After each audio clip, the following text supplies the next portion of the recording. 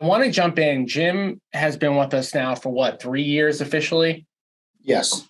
Yep. Something like that. Yeah. And Jim has been flipping houses for 15 years, maybe longer than that. More since about '02. Since about '02, so going on 20 years. So can you kind of like give us your, I guess, real estate backstory, like how you got involved in fixing and flipping and owning rentals and everything to kind of start? Sure.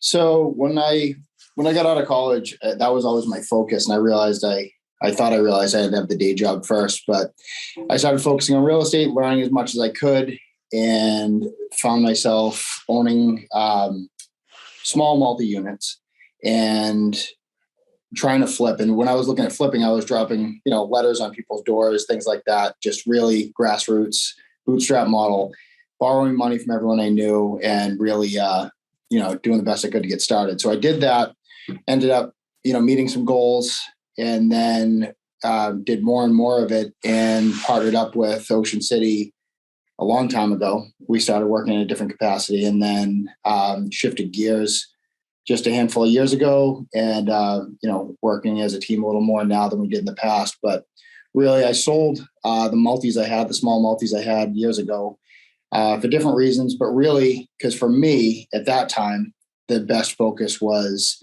the fixing and flipping, because using my strengths with construction and some real estate knowledge, I wanted to fix and flip for cash flow at that point.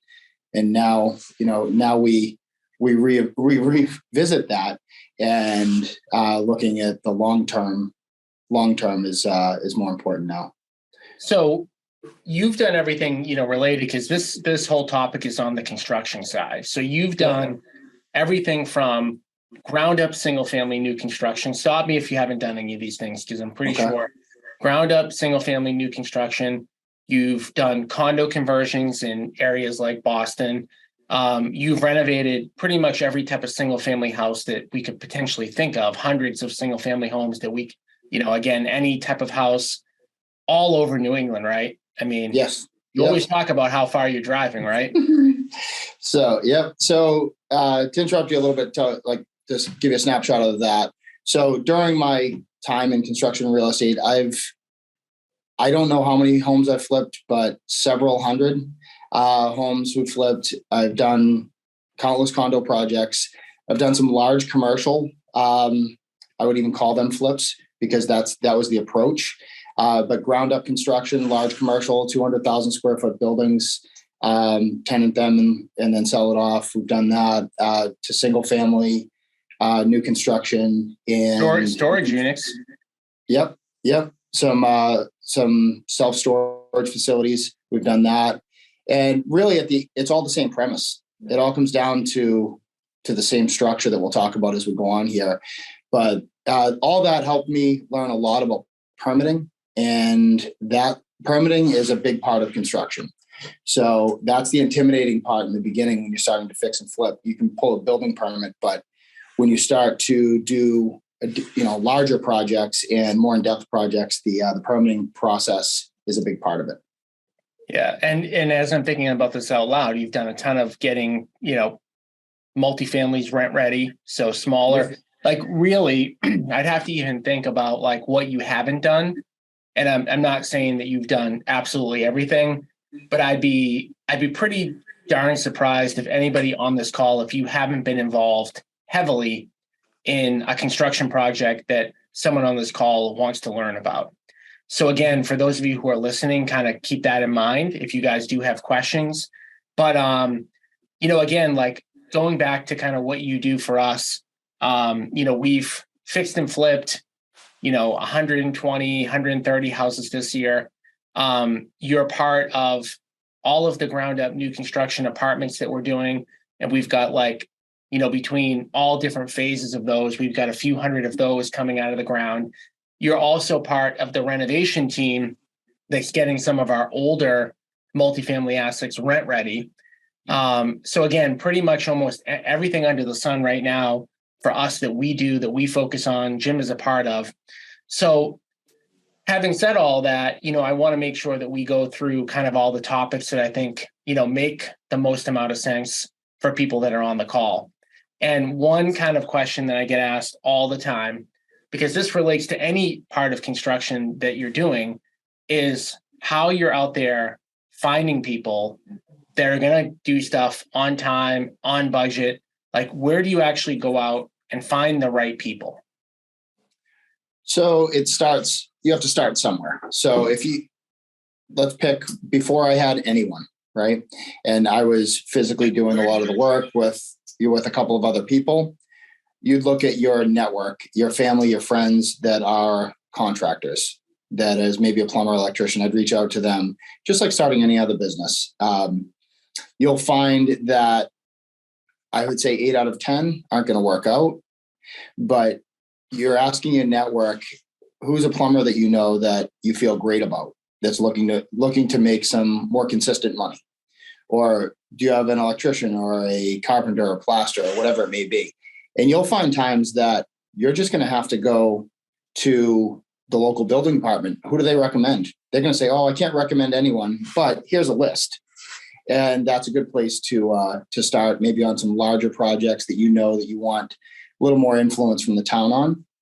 But on your traditional fix and flip, pick one contractor that you know well, that you trust. You probably have one trade that you know well, that you trust. Ask that person for recommendations.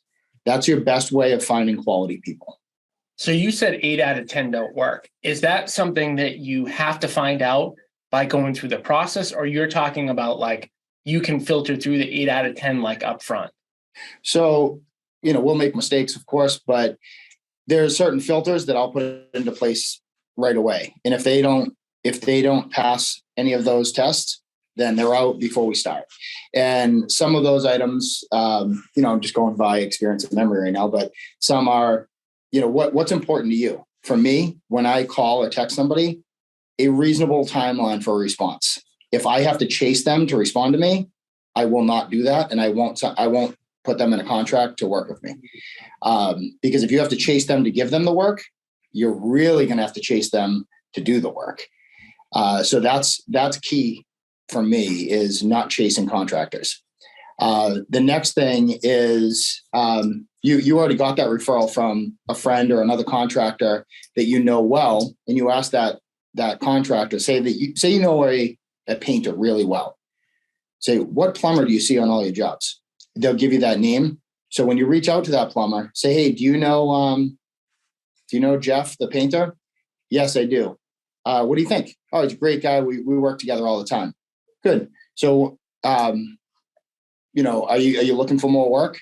We're straight out. We're slammed. Not a fit.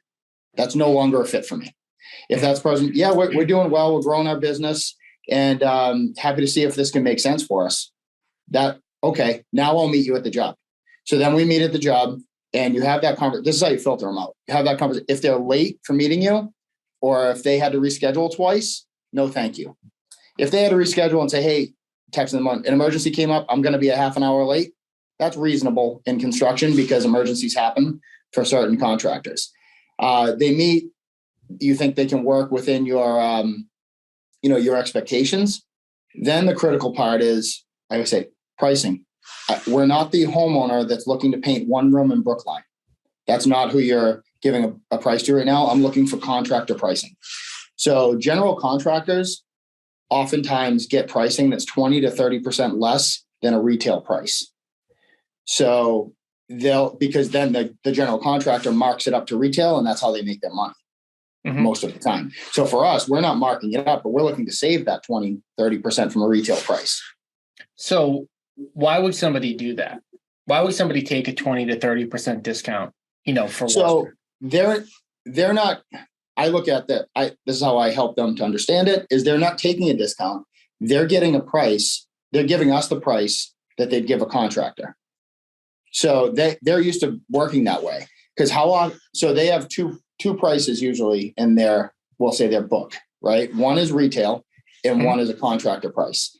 And if they're only a retail, but let's say, all right, that's done. Let's say they're only a retail contractor.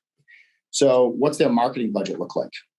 Mm-hmm. How many appointments do they have to go on this week between 5 and 8 o'clock at night? And how many of those do they close? And I'll ask them that.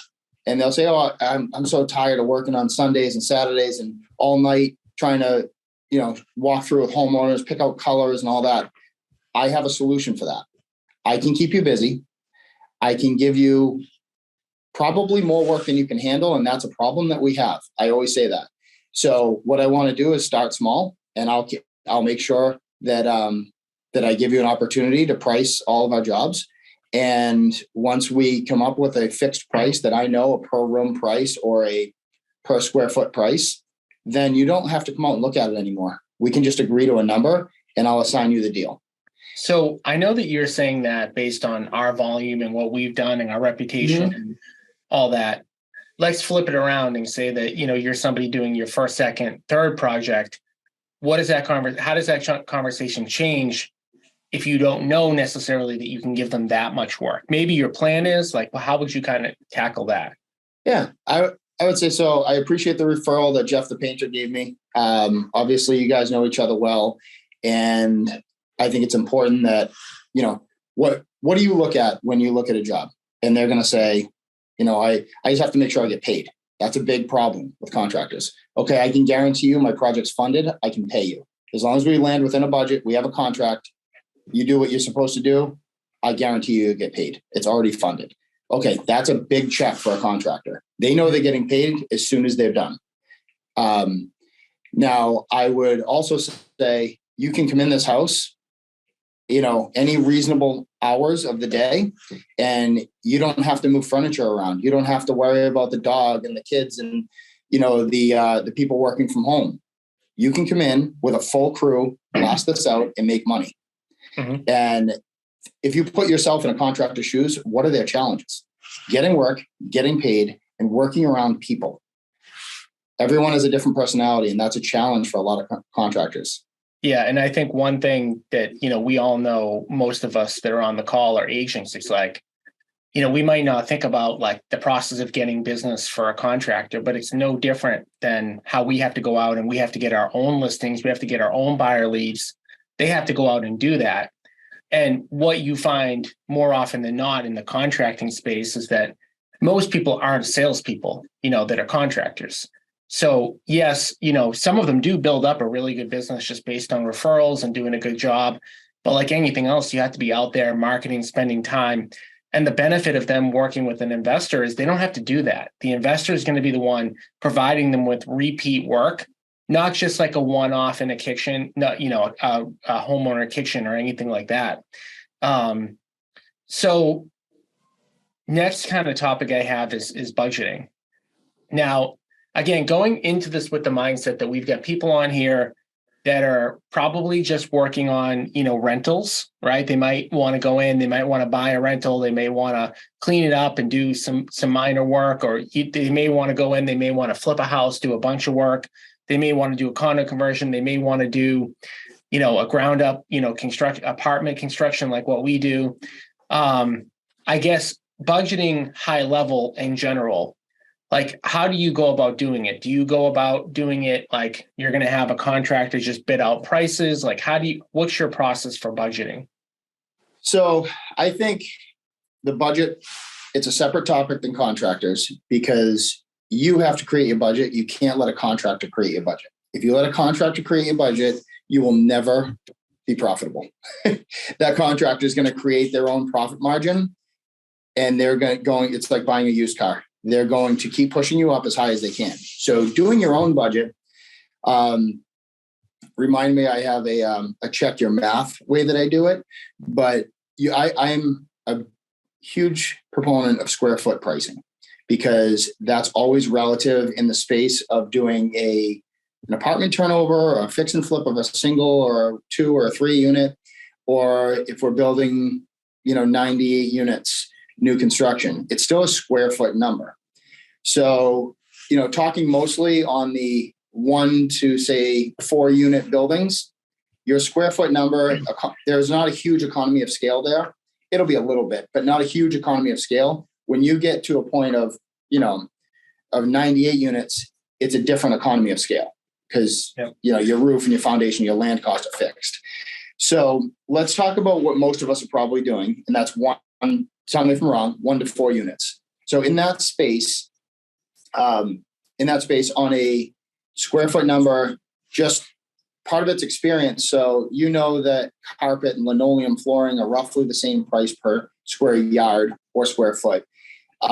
You figure out your paint costs per room or per square foot.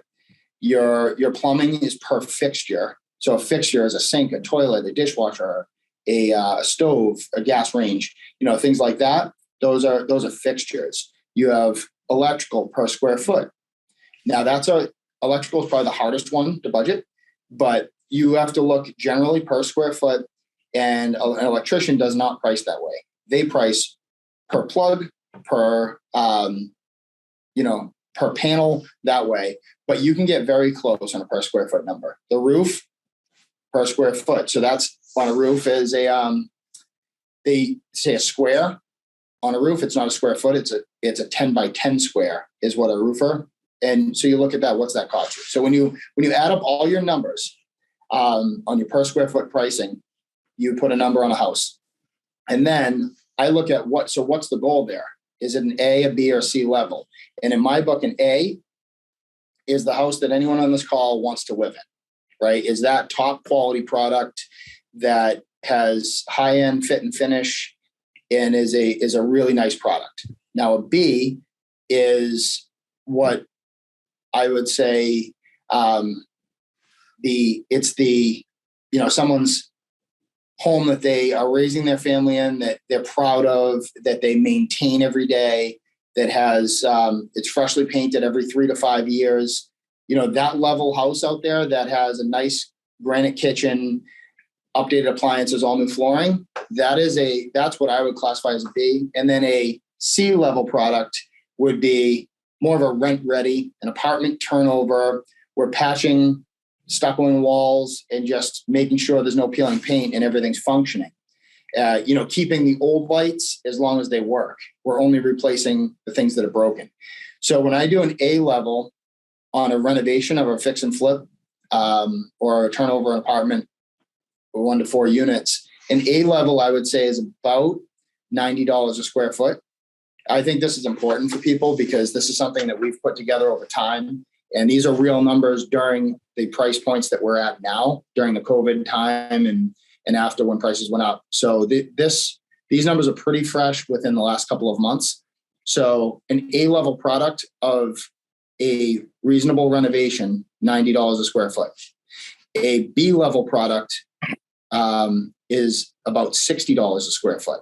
And a C-level product, meaning we're just fixing things and making it habitable, is $40 a square foot. Now, that will create 10,000 questions and arguments because people won't agree. Mm-hmm. I'll tell you, the last 200 houses we've done, I went through and classed everyone as A, B, or C level product. And I looked at our actual spend, and that was our spend. So you're saying that'll create an argument, but if there was an argument, you would be the winner of the argument? Correct. Because and the reason why. Hold on, I got my data from my last 300 houses. Let me pull it out. Yeah, exactly. Because I look at this, that's how I check my math. Go back to 8th grade. How do you check your math? And there has to be a way to do it. So I can tell you my square foot number. So when I put a budget on a house, I'll go in and I'll do the square foot numbers, meaning add up every line item, and that'll bring me to X amount. And then I'll say, okay, this house, average house that we do, now I'll throw this $60 a square foot on it overall as one umbrella number. And if I'm within a couple of percentage points, okay, I didn't miss anything crazy, or I didn't add too much to this budget. I didn't over embellish anything because I was nervous about it. Okay, this is the right number. I made sure I put the right number on the house. So a couple of things I want to jump in with. So first of all, there are going to be a lot of different types of people on this call live, and then people that are on the podcast after the fact. Keep in mind, guys, one of the benefits of joining the inner circle is to be able to partner with us on deals like this. Obviously, as Jim is talking, I'm not even kidding when I say like some of the stuff you're saying now, like it's above my level of comprehension because I don't do this every day. So one thing for you all to keep in mind is one of the biggest shortcuts, and that's why we created the inner circle to begin with, is the ability to partner with us on deals. So if you have a deal and you're like, I don't think I could ever get to the knowledge level that Jim has, I'm concerned about, budgeting or managing contractors, that is part of the Inner Circle program. And for those of you who haven't jumped on an Inner Circle call yet, all you need to do is go to www.agentinvestorinnercircle.com, book a day and time to speak with me, and we can cover a lot more. If you don't know much about the Inner Circle program yet, I can fill you in on that call. But again, one of the major benefits is essentially that you're literally getting Jim on these particular deals. The second thing that I wanted to mention is there are definitely people on here who do know, a lot about construction. So something like that may not be as big of a benefit to you, but I do just wanted to address really quickly that I know that there are people on here who are already kind of getting a little bit lost because some of the stuff is technical. And even though Jim's on for an hour, the reality is that like, this is 20 years worth of experience, right? It's not something that happened overnight. Just like finding deals or managing deals, like all of these things are things that you need to work on and work at. So you either need to work on getting the skills yourself or partnering with people who have the skills. So sorry to cut you off there. Continue on. That's okay. So, when I say that 40, 60, and 90, the reason why I joke around and say there's an argument, I have friends that are contractors that are quality people that aren't a good fit for us. And the reason why is because they're more of like a private client contractor. So if you have an open checkbook and you're in your forever house, they might be the right contractors because they're going to be, I'm not exaggerating, for a new construction, $400 to $450 a square foot to build a house. Now, most of the people on this call are real estate professionals. You know that if you put that into a 3,000 square foot house, it's probably not worth that when you're done after you bought the land. But their clients don't care. They're looking to build their dream house that they're going to stay in, and it's a generational home. That's what they're trying to build. Yeah, we've had you on different calls and talking about like just renovating homes. Like, well, you already mentioned it, A, B, and C, right? But there's people that even go above the A, right? It's like money's no object. Now, let me be clear. Our A-level product, for a fix and flip, is not a full gut renovation. Our A-level, it's all relative, right? Our A-level product is everything is functioning as it should. Everything's done 100% appropriately and upgraded to a nice level. Now a new construction at $400, $450 a square foot for a high-end home is a different product. That's new construction. We're renovating an existing property. That's different on the new construction. Our price is about half of that per square foot because we don't build those luxury homes because the price points aren't appropriate for the resale. So for those of you who are listening, can you just do me a favor and type into the comment section if this stuff is making sense to you? Just put makes sense or it's making sense. Give me some sort of notification that you guys are following along. I don't want to go too slow or too fast. Just give me some feedback in the comment section right now. The other thing is a couple other questions did come in live. So somebody said you talked about getting contractors via referral. Have you tried putting ads on Craigslist or Facebook? And if yes, what does the ad say? So I have done Facebook. I've done a few Facebook ads in the past. I don't do that now. So what does the ad say? Who knows a great plasterer? Period. That's it. That's the ad. Because again, you're looking for a referral. If I'm just looking for a name, I could just Google plasterers and I could start calling people. I'm looking for a referral. So which one of my friends knows a great plasterer? Which one of my friends had a good experience with an electrician? And that will give you probably 4 or 5 names. I don't do that very often at all anymore, unless it's a trade that's very unique that I ran into an issue. Do you recommend that? Or like, I know you're saying you don't do it now. Is it a good practice or do you think that the referral method is better? So I still consider that a referral, but yes, I recommend that. I wouldn't recommend Craigslist. I wouldn't do that. I would recommend a social media platform that you are part of, and you could put something out there that says, I'm looking for a recommendation. Which one of my friends had a good experience with X trade? And then, okay, great. Who are they? Because that's still, I can call that trade and say, hey, Jane told me to give you a call. And I was wondering if you had time to look at a project for me. Now, something else that you should do rather than doing the ad, the ad, sure, that's going to give you a lot of activity. I'm not sure how much success. But when you're doing that, also look through social media and put in siding contractor. And you'll find a lot of them. Look at through who their friends are. And if you have a few common connections, think about that. You look through a few common connections. I've done this within the last couple of years when I needed more people. All of our guys were totally maxed out on our projects. And I said, all right, I need a few legitimate siding contractors. Not looking for a crew that can throw siding on a building. I'm looking for a siding contractor that's a little bit better qualified. So when I did that, I found a few people, and I probably had 4 look at a project, and I only had 1 that was really qualified to do it. So that puts you in the driver's seat a little more, because you're reaching out. Yes, you're reaching out to them, but saying, hey, I have a project ready to go. Are you ready or not? No, I'm 2 months out. Not a good fit for me ever. No, that's never a good fit for me. Yeah. This person, I need to be the one that, yes, we actually just had a job cancel and I could start in a week or 2. Okay. Now your price is going to be better too. Hey everyone, this is Tom Caffarella. I want to quickly interrupt the podcast to, number one, thank all of my loyal listeners of the Agent Investor podcast and tell you guys really quickly about an exciting event we have coming up. It's a 2-day event. It's called the Passive Income Real Estate Investor Event that you can find out more details at passiveincomeevent.com. We're going to be doing a 2-day training session teaching all of the agents and all of the investors at the event on how to achieve financial freedom through real estate.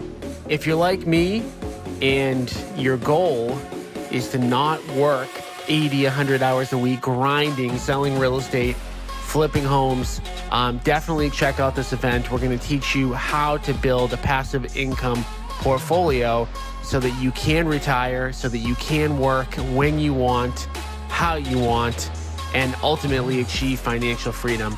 So again, go to passiveincomeevent.com for more details, and we look forward to seeing you at the upcoming event.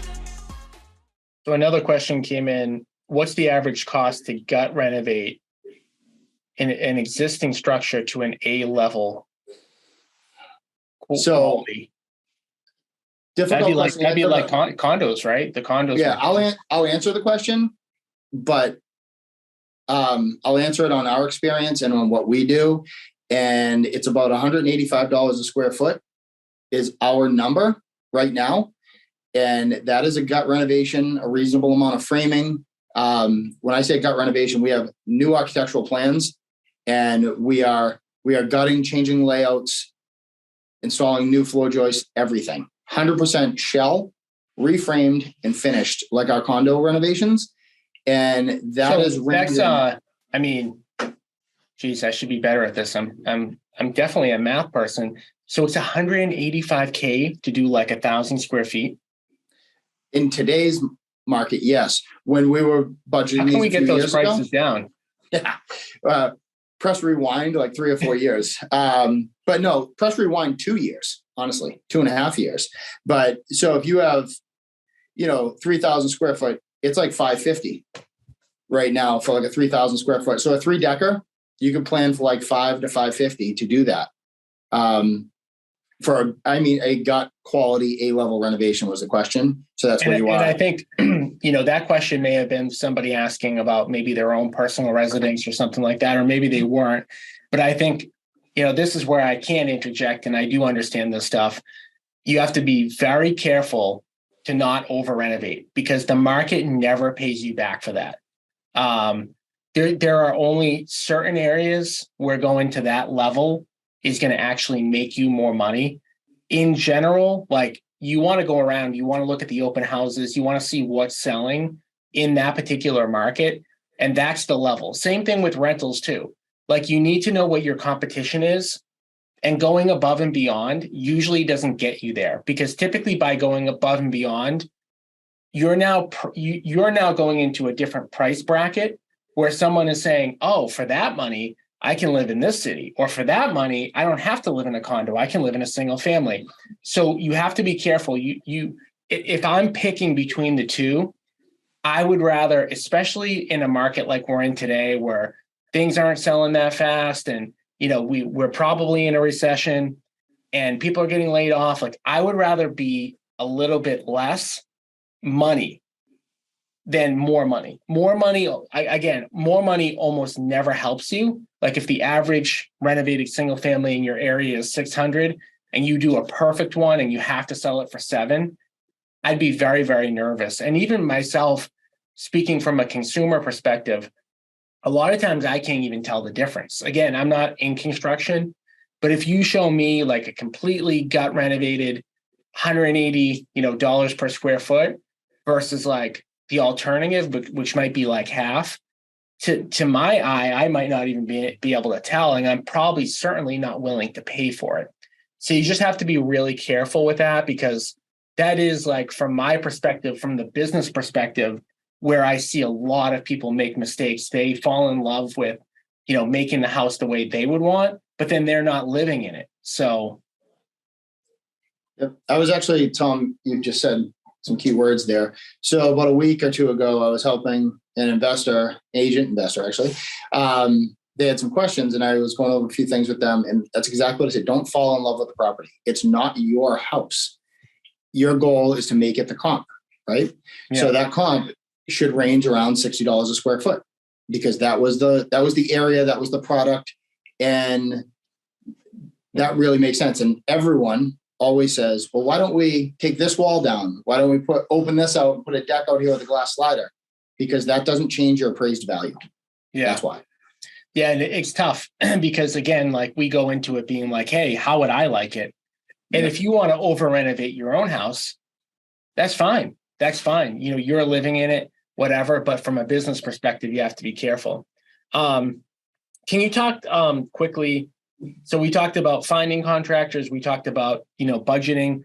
What about just like the management, like high level management of contractors?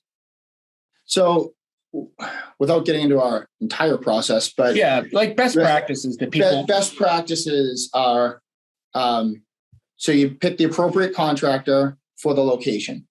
Now, some contractors will travel everywhere, but be realistic. Think about it again, put yourself in their shoes. So your project is in Framingham. Ideally, you want a contractor in the greater Framingham area. They're going to be more committed to the project. You've now met the contractor. Let's say it's a new contractor, right? You had a conversation with them. You had a phone call. You feel good about them. You meet them on site. They show up on time. You get a good feeling. You go through, you get your budget. Ideally, you have it that at that moment, you already know what your budget is, what your range is. I give it to them. So everyone's like, oh, you're crazy. You're bidding against yourself. Well, I'm not, because I'm not going up. So yeah. I'm not bidding, I'm giving. And I say, all right, and I'm okay with them being profitable as long as it meets our needs. So I always tell them, I know our number is going to be tight and I'm going to give you my best foot forward. Sometimes I write it in the notes of my phone. I write the number. If they want to haggle a little bit, I'll write it in there. And if they want to haggle, I knock 5% off, 10% off. But meeting them on site, having the conversation, and then coming to a number, then you come to the number, say it's $50,000 for the renovation. That includes labor, material, and all trades. So it's an all-in number. I'm not chasing the plasterer, the electrician. If you choose to do that, if you choose to sub everything out, now you're responsible for all permitting, because your general contractor is not going to, because he or she is not going to make the margin that on all their subcontractors. So keep that in mind. If you choose to sub out every single trade, then you are responsible for the permits. And inherent in what your statement is, I'm assuming you would not recommend that to somebody who's doing like their first project, right? Not unless you have a high level of construction experience and you have the ability to legally pull permits. That means you're a licensed contractor in that state. Now, let's even say that you could pull it off. Say that it's like a $50,000 renovation. How much do you think you're saving by subbing all that out if you had to put a number on it?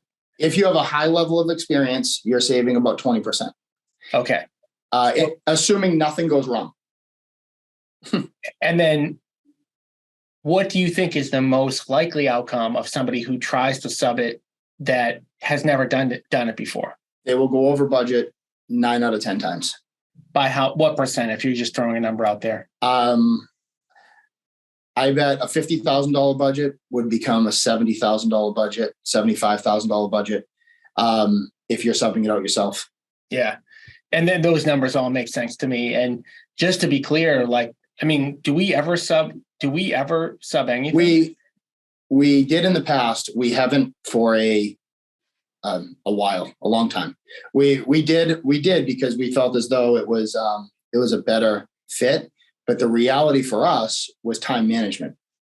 Yeah. I can only be at so many places in a day. So I had to do an all-in budget. So press and rewind a little bit, answering the question would be what's the process of that contractor? So you meet them on site, you agree to a number.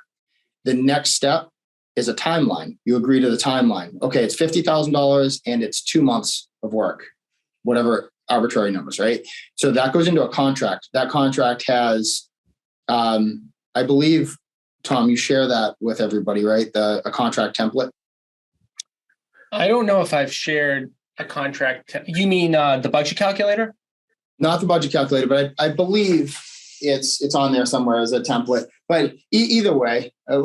It's not that I'm unwilling to share. I guess I'm thinking back to if I ever have, and I don't think I ever have. I'm pretty sure an agent brought one up to me before.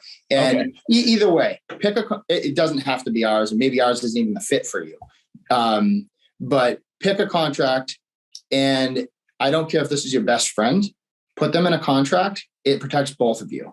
And that contract, should say the dollar amount, the scope of work, which is a line item of everything they need to do. Okay, hold on. Now I know what you're talking about. Okay, I got confused. So that's for the inner circle members. I give them access to all of our documents and systems. That's in there. I know. Okay, I didn't know we were talking. Too much construction talk. I'm losing it right now. So on that, this next step, after you've agreed to a timeline and a dollar amount and a scope of work being everything that needs to be done to the house. So you itemize those things you talked about. What I always tell them, okay, I'll do the contract within the next hour or two, and it will be emailed over to you. Okay, great. They need that to pull a permit. If a permit's needed, they need that to pull a permit. And if a permit's not required for the scope of work they're doing, they still need it. So you guys stay friends at the end of the job. So that it gives a timeline, a scope of work, the dollar amount, and the payment structure. So depends on the job, depends on the contractor. We usually do 3 equal payments. And that is one to start. Once they start the job, not today, so they can start next week. Once they start the job, we give them a third. Then once they have rough sign-offs, we give them a third.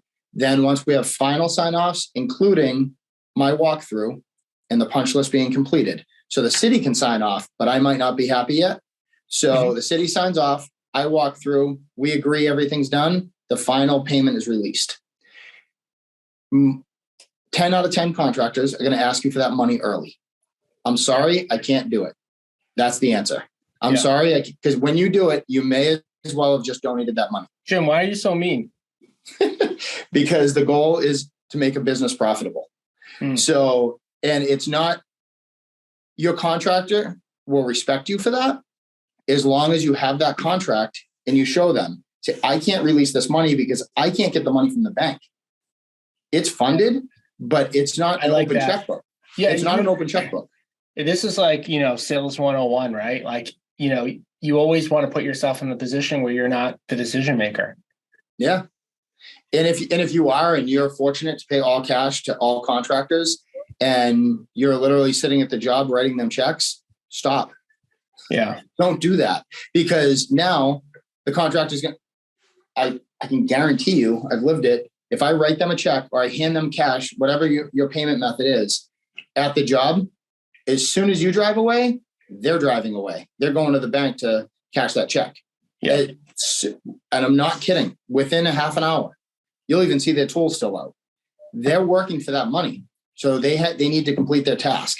Now hold them accountable to their checkpoints so they can get paid.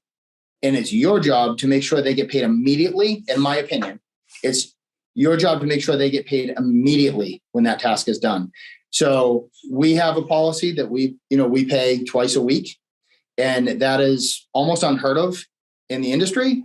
But for us, I hold them accountable to a high level. And so I hold us accountable too, of paying them quickly, because we're not giving them $400 a square foot. We're giving them 60. So they need that money to continue working on the job. So we pay them quickly. Now at the end, their final payment, again, we do the walkthrough, we agree. I release the payment while we're there, and we send it electronically to their account on that next Tuesday or Thursday.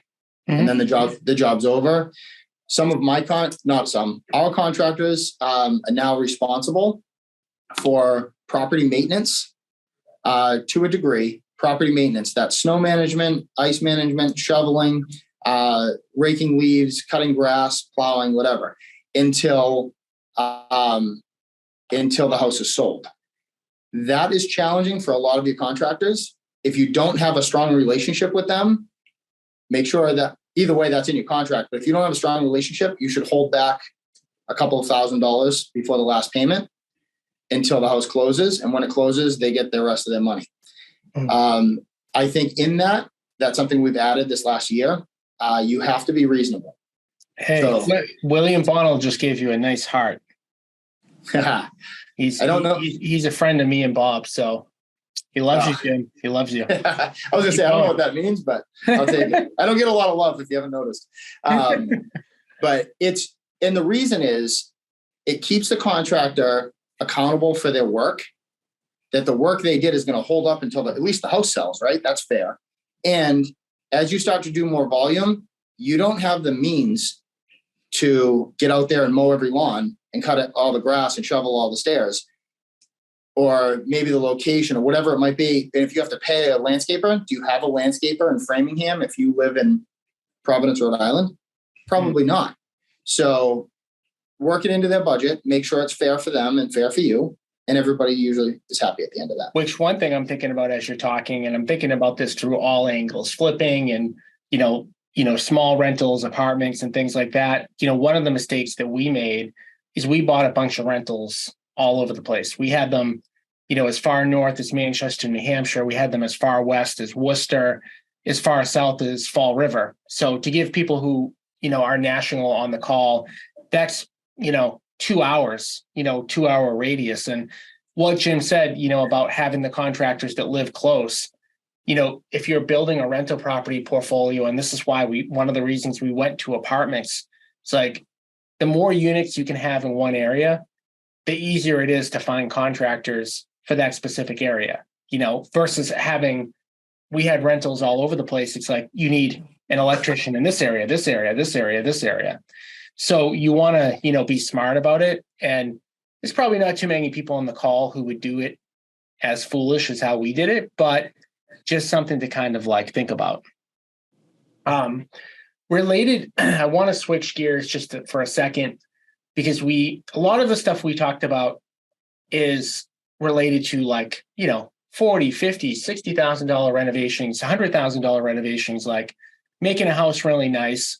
I want to switch gears a little bit to just the differences between that and somebody who has a 2-family, a 3-family, a 4-family, and kind of the way that the construction works, how you would renovate the properties, and I guess what you would need to kind of focus on if your main focus is on adding units, 3-family after 3-family after 3-family.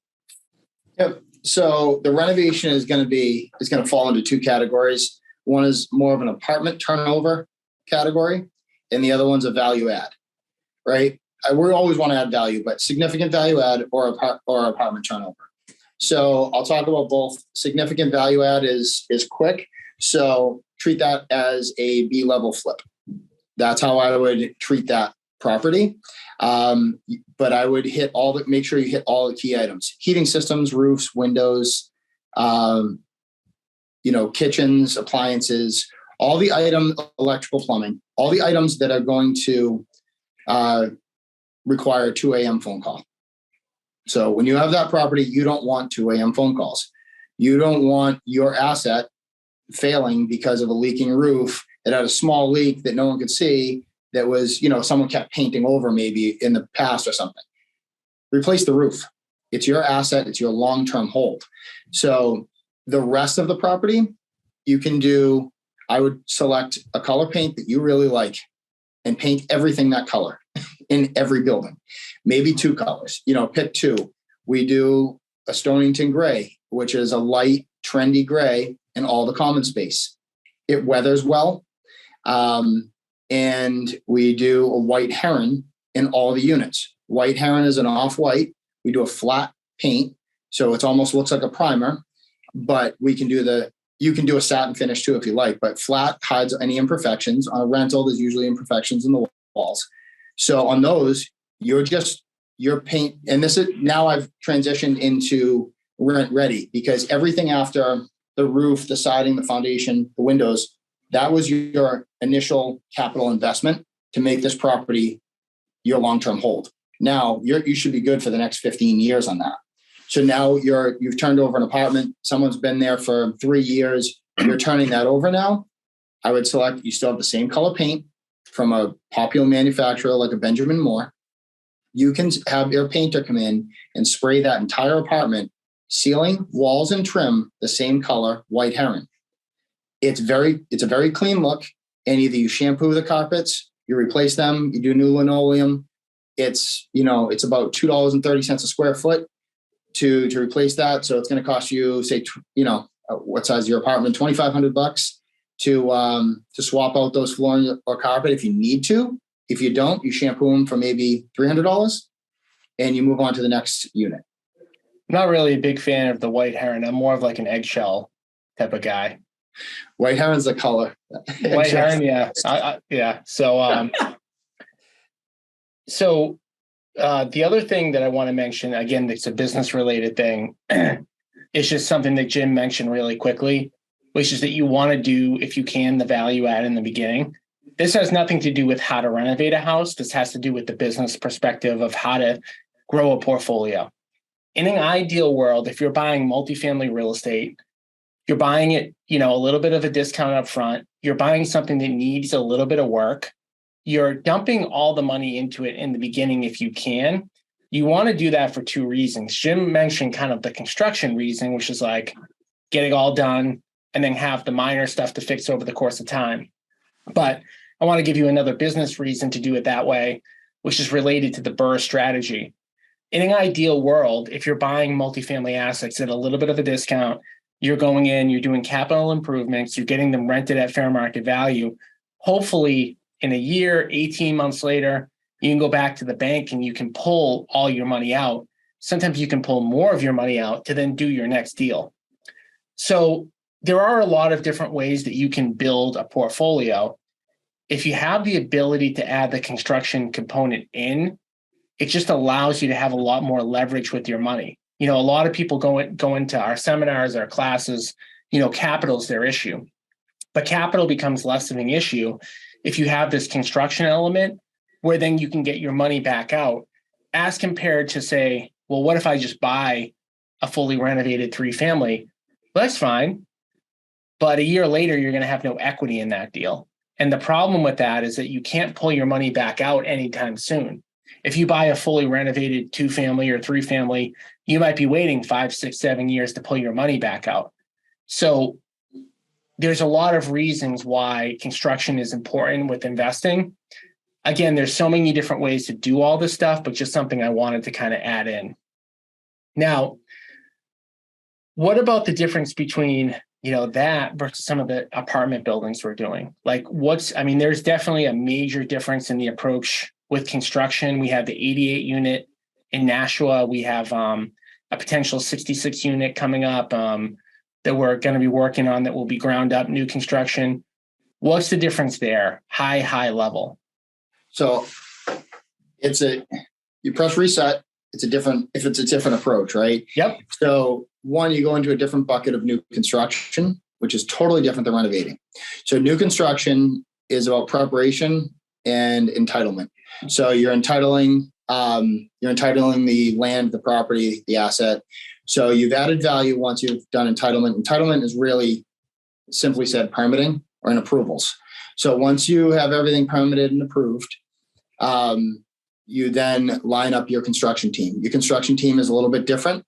It consists of architects, engineers, a site contractor is a key person, and your legal team is key. So that team is working on that project for usually about a year before people even talk about it, before people know about it, getting the entitlement and everything really construction ready. Then once you break ground, meaning your site crew goes out there, demos the building that's on site maybe, or clears the trees or whatever you might have. In our region, there is not a lot of raw land anymore that we can just go out and clear and start building. And, some of the areas in the south, northwest, there's still a lot of raw land. So might be different in your market, but for us, we're doing the demo site work. And once that starts, you've done all your construction ready things, you pull your permit, you do your site work. Now you start building. So to say that you need to really stay on top of your bank draws, you need a good capital partner, whether that's institutional lending or private equity, and managing the construction there. I recommend if you're going to tackle something of that size, you should be on site every single day. You should, and I don't mean stopping by and saying hello before you pick the kids up at the bus stop.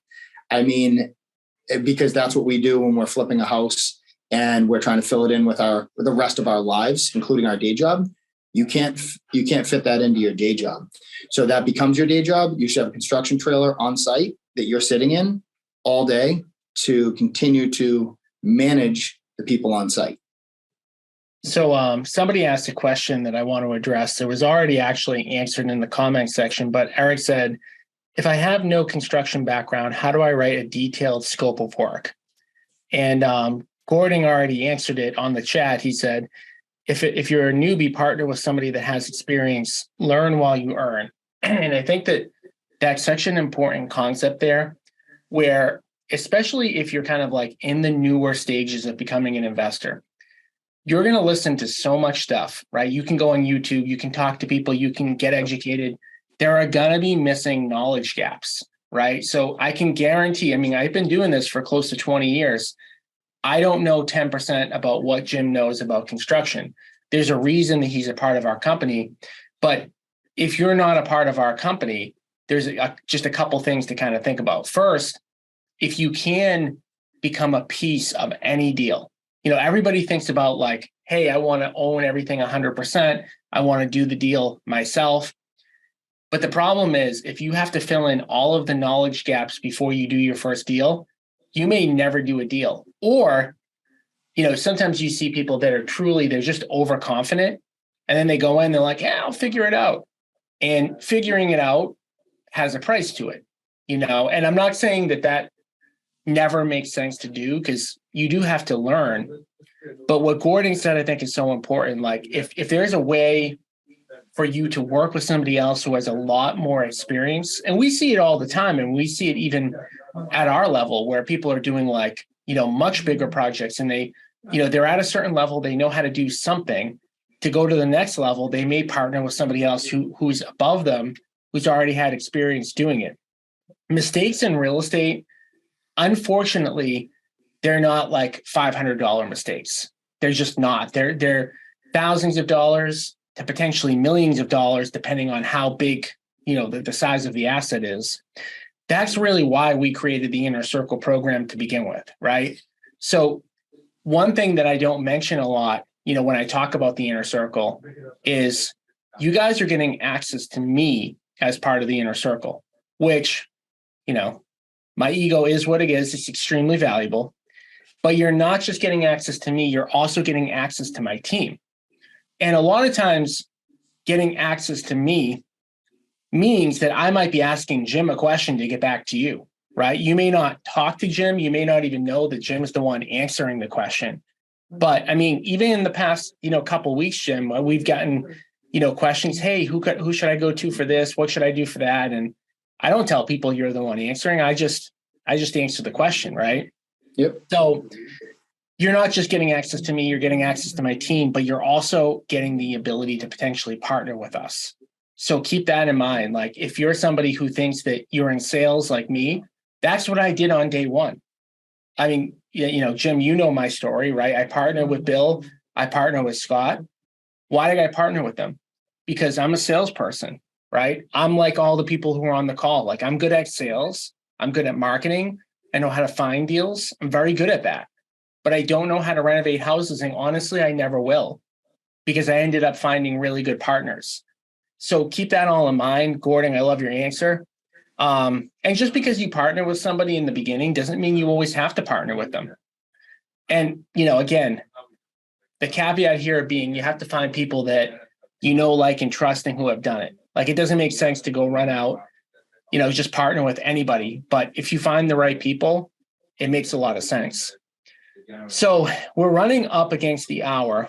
I guess, last thing that I want to kind of end on, because I want to know this. So, Jim, lumber costs going down. That should mean that our renovation should be going down. Where do you, because me and Jim always joke about this all the time. Jim will come in, a $60,000 budget. My first response is, okay, we need to do it for $45,000. Now, where do you seriously see labor and materials going in 2023 if you had to kind of open up your crystal ball? So my best guess, and then I have a comment. My best guess is that I don't foresee them coming down enough that it will drastically affect the budgets. Yeah. But I also, most product has not been going up as much as it was before. So at the same trend, we were seeing lumber or plumbing or electrical supplies were insane. The jumps that they were making weekly was insane. We are still seeing it, but it's not the drastic jumps like it was. And some things like lumber have come down a little bit and probably will continue. So I would plan your budgets to be flat for next year because, we don't have a crystal ball, but my best guess is they're not going to skyrocket more than they are. My comment is what I would change would not be my budget, but my strategy. My strategy or our strategy changed over the last couple of years because what can you control? You can control your strategy. You can't control lumber cost. We keep saying lumber. How much lumber do we put into a flip? Not a tremendous amount. You put a bunch of other. Though, but when lumber was going through the roof, hold on, back this up. When lumber was going through the roof, that was what you were saying to me. You were saying to me, look at lumber prices. So now I'm saying lumber's lower, and now you're saying lumber's not the metric.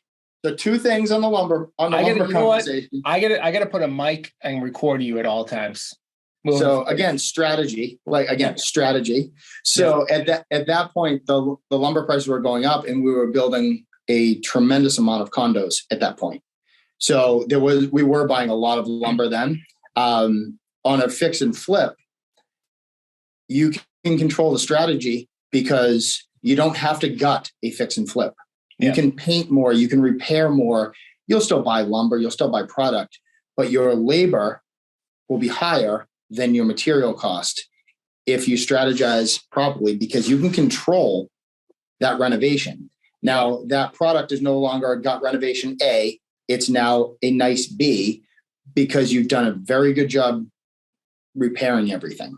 So your demo and disposal costs went down and your product material costs went down, but you're keeping all of your people working and your product is still a solid sellable product. Yeah. All right. Well, I know you have to run. You got stuff to do. Obviously, I appreciate you taking the time out of your day to do this, get us all educated. Guys, give me a like if you enjoyed having Jim on, and you might want to see him, a little bit more in the future. Obviously, we're not going to have every single podcast about construction, but just give me some feedback. If you feel like you'd like to have him on periodically, give me a thumbs up. If you feel like that this was all you needed and you wanted to just hear a high level overview, you don't have to give a thumbs up. It's totally cool. But again, what I'm trying to do as much as possible is give you guys as much value as I can without you being a part of the inner circle.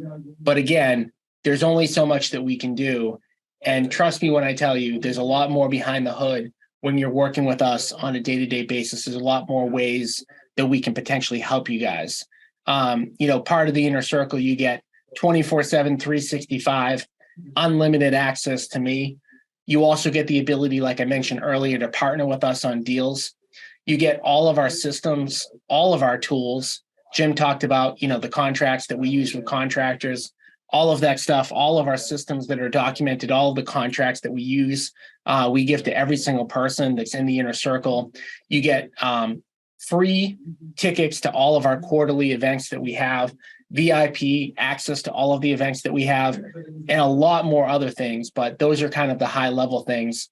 And again, if you guys are interested in learning more about joining the inner circle, there is both paid and free options to get into the inner circle, but you do have to book a call, www.agentinvestorinnercircle.com. Jim, where are you headed next?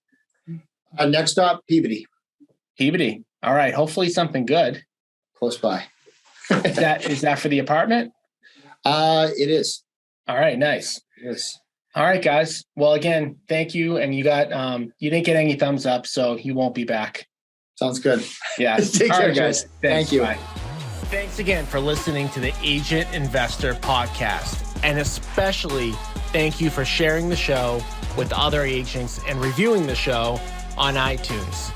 Every time you share the show and leave a review, you are potentially changing someone's life. To get free weekly education, strategies, and to connect with other agent investors across the country, join our free Facebook group at agentinvestor.com. Again, that's agentinvestor.com.